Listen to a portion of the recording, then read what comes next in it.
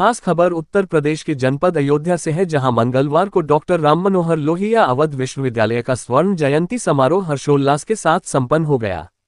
समारोह की अध्यक्षता करने पहुंची विश्वविद्यालयों की कुलाधिपति और प्रदेश की राज्यपाल आनंदीबेन पटेल ने कहा कि विश्वविद्यालय का विकास तभी संभव है जब सभ्य समाज में मानव का निर्माण हो। उन्होंने कहा कि गुणवत्तापरक शिक्षा व संस्कारों को ग्रहण कराने का कार्य शिक्षकों का है। समारोह की मुख्य अतिथि उच्च शिक्षा राज्य मंत्री रजनी तिवारी ने कहा कि विश्वविद्यालय ने राष्ट्रीय शिक्षा नीति 2020 के तहत संचालित सभी पाठ्यक्रमों के शैक्षणिक परिणाम संतोषजनक और विद्यार्थियों के समग्र विकास में सहायक सिद्ध हुए हैं। समारोह का शुभारंभ राष्ट्रगीत से हुआ, जिसके बाद छात्र छात्राओं द्वारा कुलगीत की संगीतमय प्रस्तुति की गई। समारोह में कुलपति प्रोफेसर प्रतिभा गोयल द्वारा अतिथियों को पौधा भेंट कर स्वागत किया गया। समारोह के दौरान स्वर्ण जयंती पुस्तक का विमोचन कुलाधिपति एवं मुख्य अतिथि द्वारा किया गया। इसी क्रम में नवनिर्मित सरदार पटेल भवन का कुलाधिपति द्वारा ऑनलाइन लोकार्पण किया गया। समारोह में पुरस्कार और प्रमाण पत्र वितरण किया गया।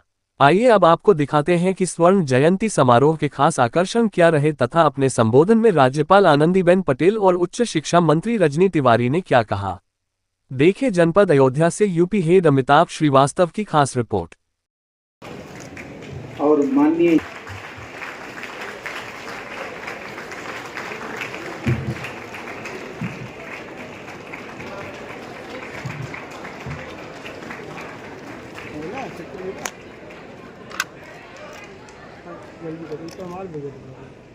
विश्वविद्यालय की छात्राएं दिशा में यूनिवर्सिटी सोचे और आगामी 10 साल का एक विजन डॉक्यूमेंट बनाए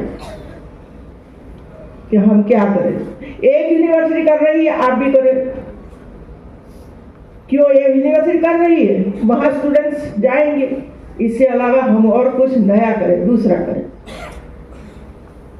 मतलब ये है कि हम लोग इसी तरह प्लान करें, सब लोग एक साथ बैठे, सोचे, प्लान करें, कहाँ करेंगे, कैसे करेंगे, कहाँ से अध्यापक सिखाने के लिए आएंगे, ऑनलाइन होगा कि ऑफलाइन होगा। ये सब जब तक आप बैठ कर सोचेंगे नहीं, तब तक वो आगे बढ़ेगा नहीं। मित्रों, एक सुंदर प्रदर्शनी राम पर थी। मुझे तो ये कहना है कि राम से क्या सीखे हम। राम के नैतिक मूल्य क्या था, क्या हम उसके पदचिन्ह पर चलने के लिए तैयार हैं? प्रदर्शनी वो ही हमें सिखाता है कि जो भाव से आप चित्र का निर्माण कर रहे हो, ये भाव जब तक अंदर नहीं पल्लवित होता है, तब तक हमारा विचार बदलता नहीं है। मैं आशा व्यक्त करती हूँ कि ये यूनिवर्सिटी में राम के जितने चरित्र थे उस पर डिबेट हो। डिबेट कर रहे आप क्या सीखेंगे? चित्र तो हो गया। शबरी माता ने झूठ का बेर खिलाया, क्या सीखे इसमें से? शबरी कौन थी, क्यों खिलाया,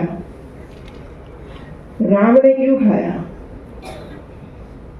ये सीखने की बात है और जीवन में उतारने की बात है।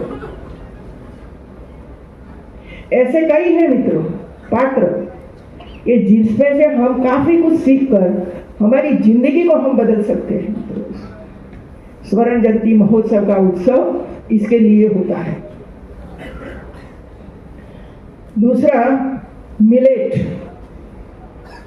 बहुत सुंदर तरीके से अच्छा बनाया मित्रों। जिसने भी इसमें हिस्सा लिया, प्रदर्शनी, पेंटिंग वगैरह बनाने में और व्यंजन बनाने में, सबको मैं बहुत बहुत बधाई देती हूँ। क्या इसके आगे जाकर खोद यूनिवर्सिटी ऐसी चीजें बनाकर प्रजा समक्ष रख सकते हैं, आत्मनिर्भर हमारे 25 बच्चों को बना सकती है। भविष्य में वो ही काम आगे जाकर वे लोग करें और आत्मनिर्भर बने। प्लेसमेंट के लिए इधर उधर भटके नहीं।